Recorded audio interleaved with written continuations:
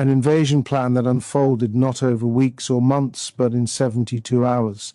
72 hours that exposed critical gaps in Western intelligence gathering. 72 hours that forced Ukraine to act without Allied support. 72 hours that revealed just how deeply Moscow had penetrated what analysts believed was an airtight surveillance network. What the Kremlin did last Tuesday crossed a line that the CIA had hoped would hold. And when that line broke, Ukraine did not hesitate. They responded with precision, overwhelming force, and a level of strategic awareness that caught even their closest allies off guard. For 6 weeks now there had been whispers, not from official intelligence briefs, not from Pentagon briefings, just whispers, that Moscow was preparing something unconventional. Russia has been aggressive, yes, but they have been predictable in their aggression. Their moves have followed a certain rhythm, a cadence, almost a choreography. But what set off alarm bells in Kyiv this January was that the rhythm went silent. Ukrainian military intelligence officers who monitor Russian troop movements know the indicators, the radio chatter between forward command posts, the satellite imagery showing fuel depot activity, the increased cyber intrusions, probing air defense networks, the sudden repositioning of artillery units. All of that went quiet. And whenever Moscow goes quiet, it means something is about to get loud. Ukrainian intelligence directorate officers had been tracking unusual patterns since late December, patterns that didn't match Russia's standard operational doctrine. Supply convoys were moving at night without electronic emissions. Forward operating bases near Belgorod and Bryansk showed reduced heat signatures, suggesting personnel had been dispersed or relocated. Most concerning was the complete radio silence from units that normally maintained continuous communication. This wasn't the behavior of an army standing down. This was the behavior of an army preparing to strike. But when Ukrainian intelligence shared these assessments with CIA liaison officers in Warsaw and Langley, they were met with skepticism. American signals intelligence showed no corresponding indicators. Satellite imagery analysts at the National Geospatial Intelligence Agency saw nothing unusual. The assessment from Washington was clear. Russia was engaged in routine winter repositioning, nothing more. The CIA was convinced that if Moscow was planning something major, they would see it coming. They were wrong. Early Tuesday morning, Ukrainian border surveillance detected what they described as coordinated electronic warfare activity, including jamming frequencies that had not been activated in over 14 months. These are the kinds of assets that Russia only deploys when they're signaling something very specific, an imminent strike, a major offensive operation, or the beginning of a carefully planned invasion sequence. Western observers didn't know which category this fell into, or whether it fell into all three at once, but what they did know was that Moscow was changing posture, and when a nuclear-armed adversary shifts military posture without explanation, even by the smallest measure, every intelligence service pays attention, except apparently the CIA. According to three separate sources within Ukrainian military intelligence who spoke on condition of anonymity, Kyiv had been warning their American counterparts for 48 hours that something catastrophic was being prepared. They shared intercepts, they shared movement data, they shared assessments from field agents operating inside Russian-controlled territories. The response from Langley was essentially, "We don't see what you're seeing." By Tuesday at 4:17 a.m. local time, Ukrainian signals intelligence intercepted coded transmissions indicating that Russian Spetsnaz units had begun infiltration operations across the border in three separate locations: Sumy Oblast, northern Kharkiv Oblast, and near Chernihiv. These weren't reconnaissance teams, these were assault units carrying demolition equipment, anti-armor weapons, and secure communication systems designed to coordinate with follow-on mechanized forces. The invasion plan Moscow had spent weeks concealing was now in motion, and the CIA still hadn't detected it. Ukrainian President Volodymyr Zelenskyy was briefed at 4:45 a.m. By 5 a.m., he had authorized what would become one of the most aggressive preemptive military operations in modern warfare. Ukraine wasn't going to wait for American intelligence to catch up. They were going to act. The operational order issued by Ukrainian High Command that morning was not normal. It was not routine. It was not symbolic. It was urgent. Officers from multiple brigades described Zelensky's directive as unconditional, time-sensitive, and perhaps most importantly, entirely independent of Western approval or coordination. But preemptive strikes only work if the target hesitates. Russia did not expect Ukraine to move first. In fact, Ukraine's response that morning was among the most comprehensive and devastating we've seen in this entire conflict. Here's what we know. Within 90 minutes of detecting the Russian infiltration, Ukrainian forces launched coordinated strikes on 17 targets. These weren't the standard artillery barrages or drone attacks. These were precision missile strikes using Western-supplied Storm Shadow Cruise missiles, HIMARS rocket systems, and domestically produced Neptune missiles, systems that Ukraine only deploys when they are preparing to neutralize critical infrastructure before it can be used against them. Ukrainian strike aircraft, including modified Su-24 bombers, launched from undisclosed airfields and penetrated Russian airspace in Belgorod, Bryansk, and Kursk oblasts. They weren't conducting harassment raids. They were executing a target list that had clearly been prepared weeks in advance. This was a contingency plan that Ukrainian military planners had wargamed for exactly this scenario. The scenario where Moscow launches a surprise offensive and Western intelligence fails to provide warning. Ukraine had prepared to stand alone, and on Tuesday morning, that's exactly what they did.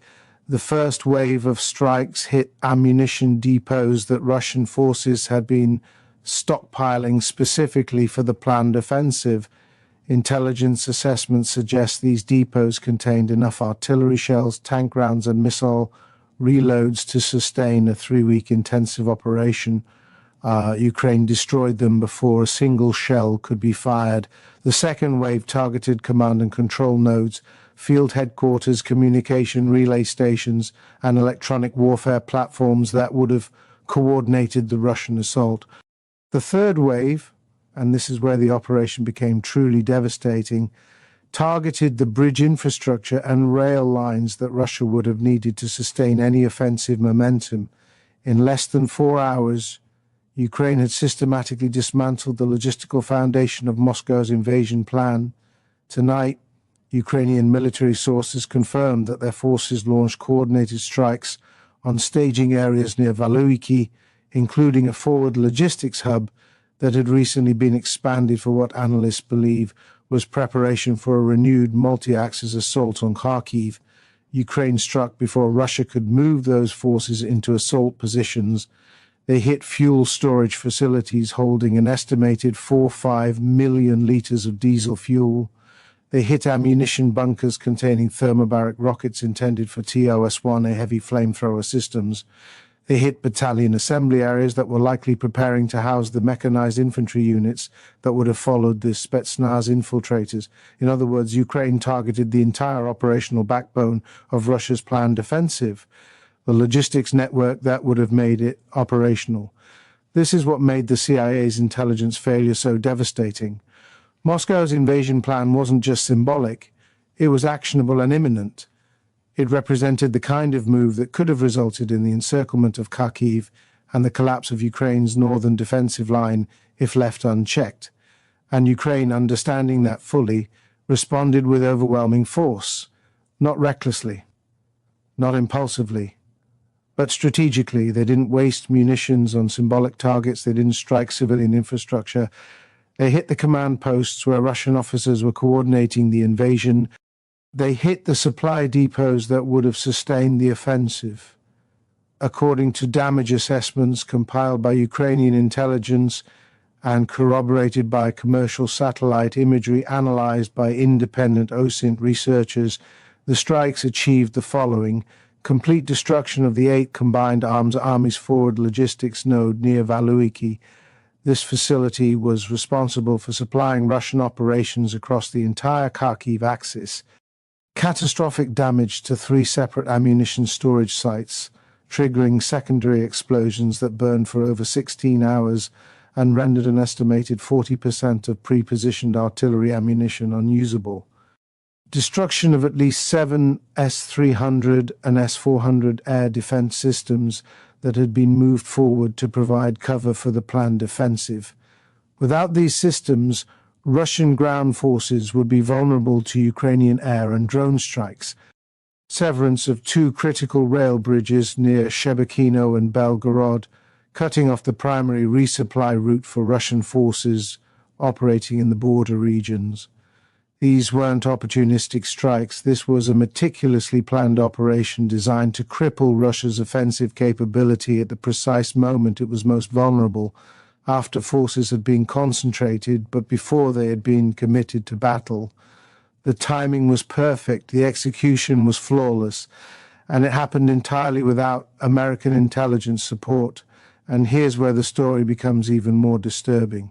U.S. intelligence officials now believe that Moscow's latest invasion plan was designed to test the responsiveness of NATO intelligence infrastructure after months of budget debates and personnel rotations.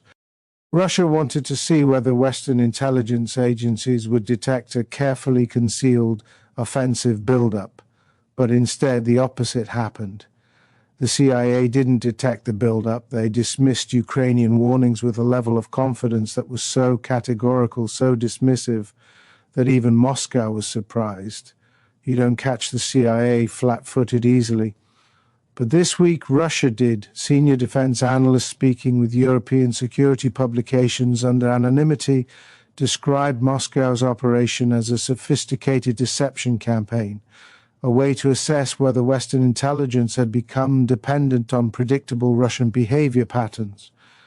But Ukraine proved this week that they remain both independent and capable. Their strikes were not only devastating, they were executed so precisely that commercial satellite imagery shows Ukrainian missiles hitting within meters of their intended targets, even in heavily defended Russian territory. That level of accuracy matters because it shows 2 things. It shows that Ukraine has developed targeting intelligence capabilities that operate independently of American systems. It shows that Ukraine is not a proxy force waiting for NATO permission.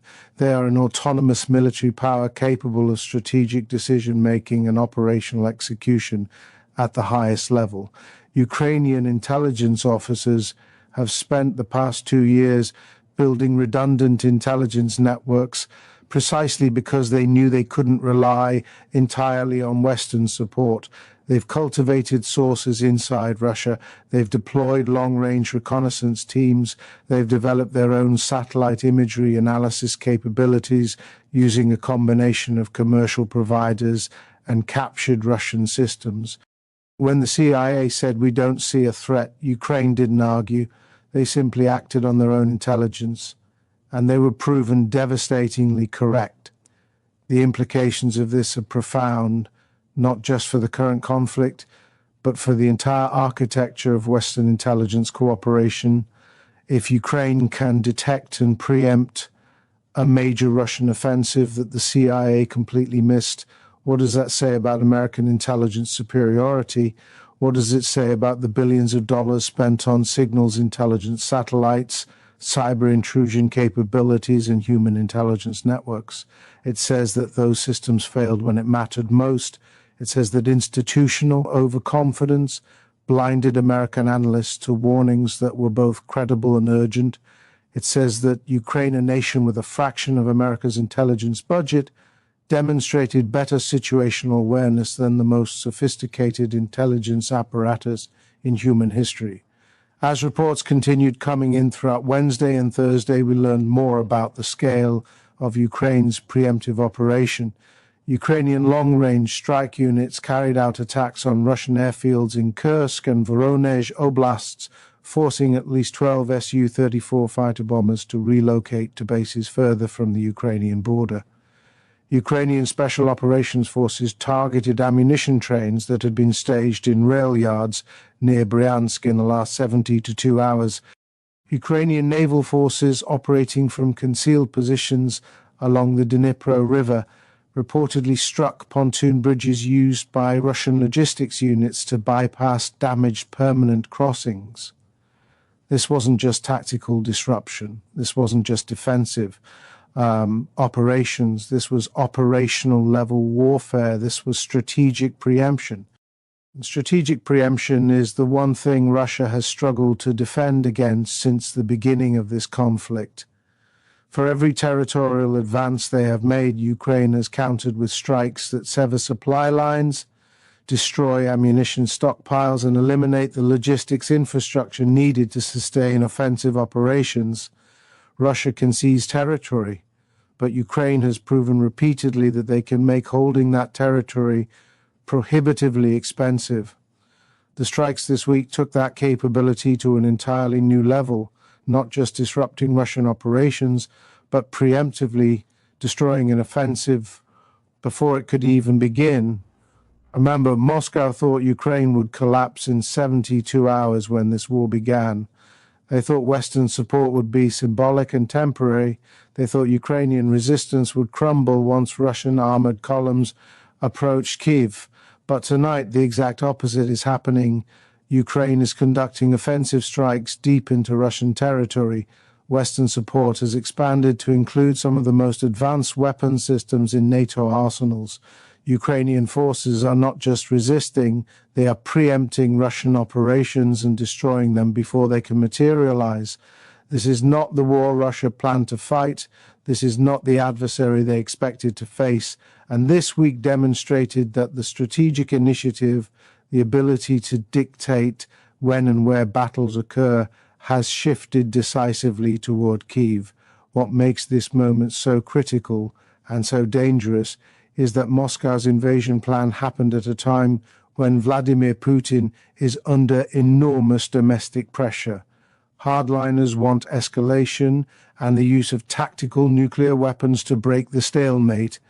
Military commanders want additional mobilization to replace catastrophic personnel losses.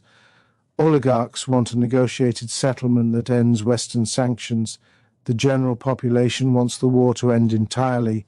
Putin is balancing these demands while managing an economy increasingly strained by wartime production and international isolation. And when leaders in that position make sudden moves, they're not doing it from strength, they're doing it from pressure, they're doing it from vulnerability. The invasion plan that Ukraine just destroyed represented Putin's attempt to demonstrate that Russia could still conduct successful offensive operations, that the military remained capable of achieving strategic objectives despite 2 years of losses. That plan is now in ruins. Those ammunition depots are destroyed, those logistics hubs are obliterated, and the domestic political benefit Putin hoped to gain from a successful offensive has evaporated. The Pentagon statement, now circulated among allied defense ministries, was designed to signal that the United States is not willing to allow intelligence failures to undermine Ukrainian security. Defense officials said plainly that Moscow's invasion preparation was inconsistent with previous statements about defensive posturing. That is diplomatic language for Russia lied to us and we failed to detect it. You don't usually hear that tone from the Department of Defense unless something serious is at stake. The statement also notably praised Ukrainian forces for their decisive action based on credible intelligence, a tacit admission that Kyiv's intelligence assessment was correct and Washington's was wrong. That's a remarkable admission from an institution that rarely acknowledges intelligence failures publicly. Meanwhile, Ukraine's President Zelenskyy addressed the nation in a brief defiant speech Thursday evening. He said, "When others chose to doubt, we chose to act." He said, "When others said there was no threat, we trusted our own eyes and our own intelligence."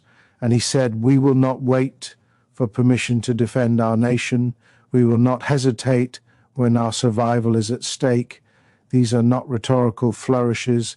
These are statements from a government that understands just how high the stakes have become. Zelenskyy is signaling that Ukraine will continue to operate independently, with or without Western intelligence consensus. Here's what makes the situation even more concerning. Moscow's invasion plan wasn't isolated.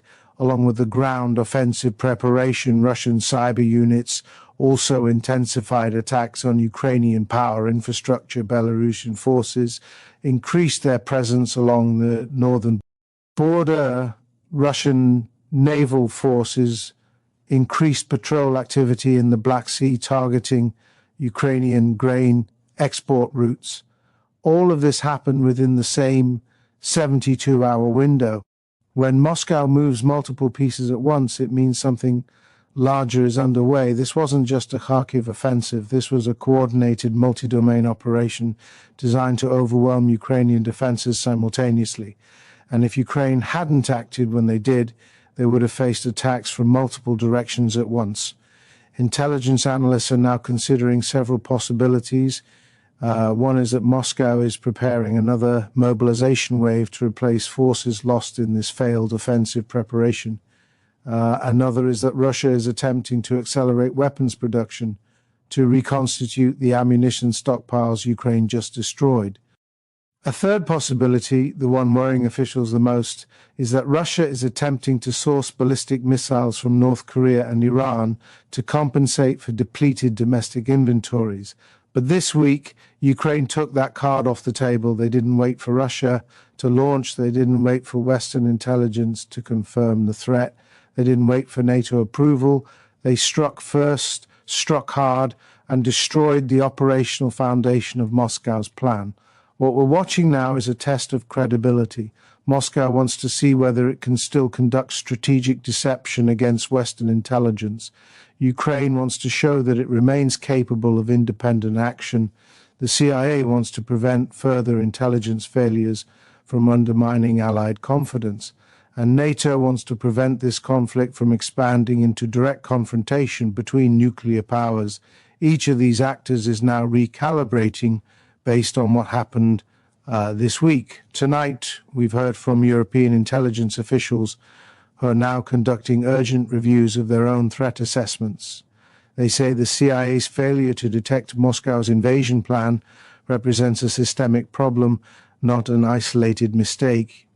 They say Russia has clearly developed operational security measures that defeat Western signals intelligence, and they say Moscow's decision to attempt this offensive is likely part of a broader strategy intended to demonstrate that Russia can still achieve surprise despite comprehensive satellite surveillance. But Ukraine is not waiting for Western intelligence to improve. In fact, Ukraine is building its own independent intelligence apparatus. Their response this week, swift, precise, and devastatingly effective, sent a message to Moscow that Ukrainian intelligence can detect threats that even the CIA misses. And it sent a message to Washington that Ukraine will act on its own assessments regardless of American concurrence. As the investigation into this intelligence failure continues, we expect more details to emerge about what exactly Moscow hoped to achieve. But what we do know is that Ukraine's preemptive strike was timely. It prevented a major offensive that could have resulted in thousands of casualties. It destroyed months of Russian logistics preparation in a matter of hours. And it demonstrated that Ukraine possesses strategic intelligence and strike capabilities that operate independently of Western systems. What happens next will depend on what Moscow does in the next 2 to 3 weeks.